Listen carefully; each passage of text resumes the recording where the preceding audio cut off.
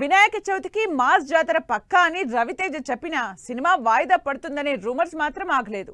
దీనికి తోడు సినిమా 2 సార్లు పోస్ట్ పోన్ అవడంతో ఈసారి కూడా డౌటే అనుకుంటున్న టైంలో సెకండ్ సింగిల్ తో విడుదల తేదీపై మరోసారి సాలిడ్ కన్ఫర్మేషన్ ఇచ్చింది మాస్ జాతర. మాస్ మహారాజా రవితేజ శ్రీలీల కాంబినేషన్ లో తెరకెక్కుతోన్న సినిమా మాస్ జాతర. భాను భోగవరపు డైరెక్ట్ చేస్తున్న ఈ సినిమా మరోసారి వాయిదా పడుతుందని ప్రచారం జరిగింది. దీనికి తోడు ఫస్ట్ సింగిల్ తూ మేరా లవర్ తర్వాత మాస్ జాతర సైలెంట్ అయింది.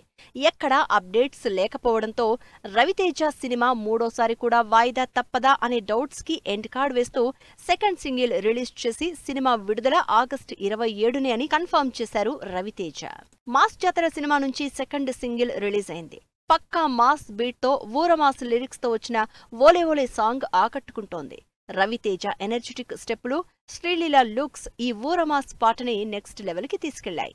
మ్యూజిక్ డైరెక్టర్ బీమ్స్ అందించిన బీట్స్ మాస్ మహారాజా అభిమానులకు కిక్కిస్తున్నాయి.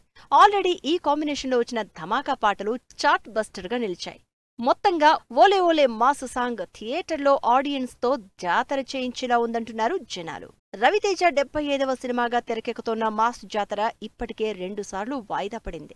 నిజానికి ఈ ఇయర్ మే 9నే మాస్ జాతర రిలీజ్ కావాల్సింది. షూటింగ్ పూర్తి కాకపోవడంతో ఈ ఇయర్ జూలై 18కి షిఫ్ట్ అయింది.